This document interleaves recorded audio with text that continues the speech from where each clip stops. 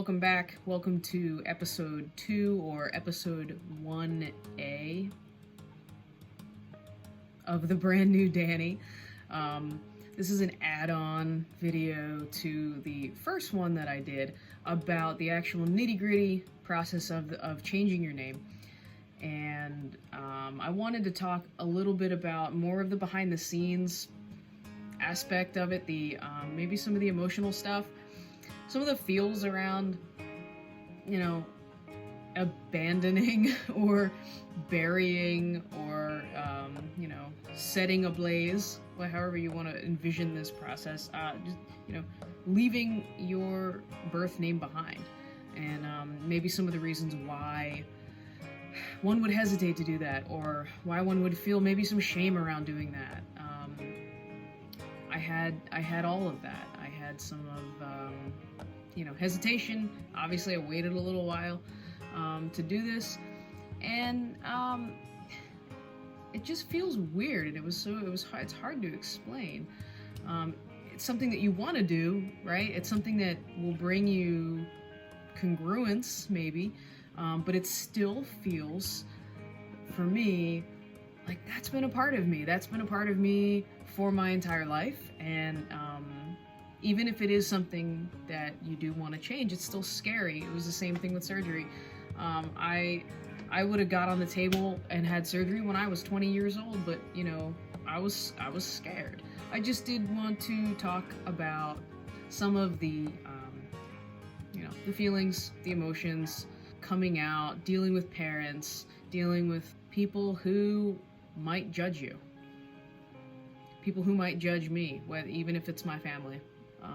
The ultimate decision for me at the end of the day was how I feel seeing my name on paper, how it makes me feel inside every single day, and do I want to continue doing that or not? Do I want to continue to sacrifice my feelings because I'm afraid of what someone else is going to think? Even if it's my mom.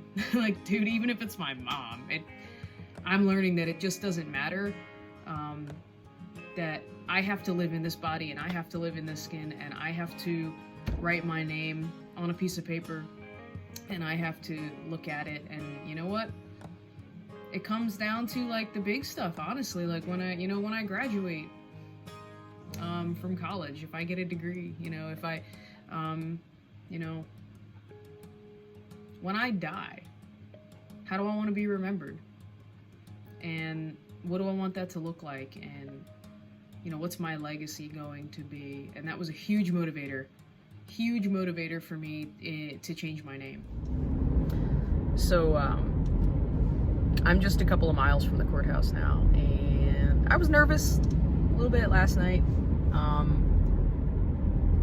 It's not totally hitting me yet. I'm sure it will. Maybe, I don't know, maybe it won't. Maybe it won't even hit me until it actually, months down the road, until it actually comes back. This process does take a while. But,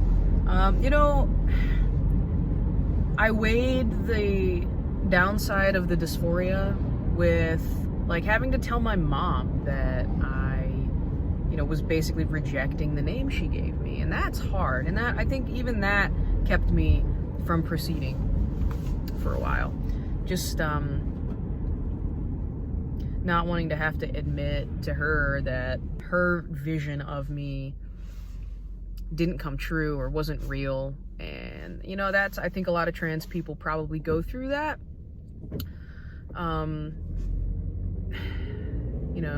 Reckoning with our parents.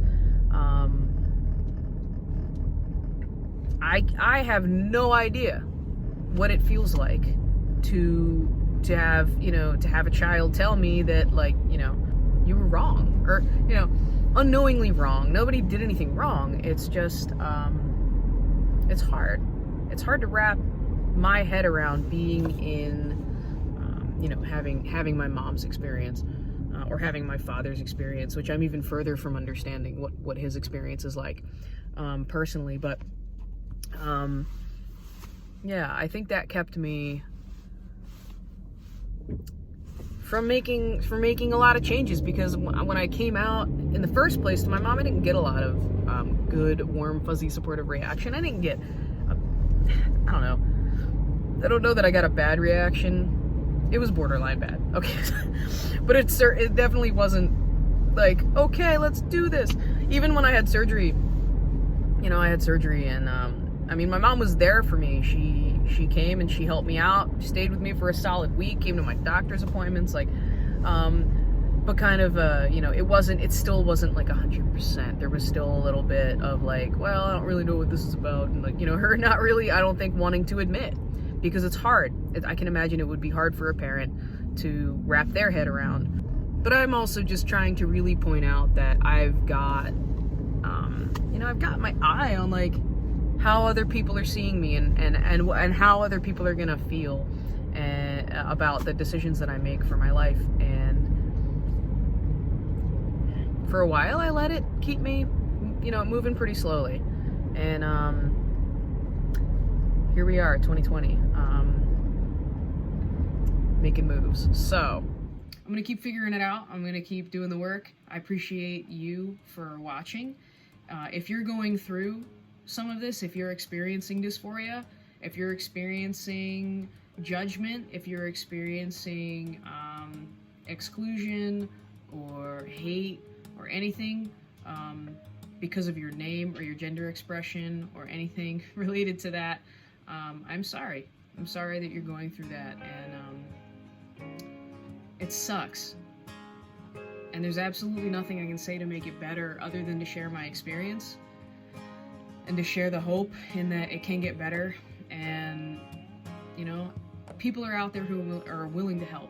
Allies are out there. They are real. They exist. They're out there doing the work. If we find them and we get under their wing, really, really great things are happening. So stay true and take great care of yourself. And I hope this finds some people who really need it. So, all right, thanks for watching.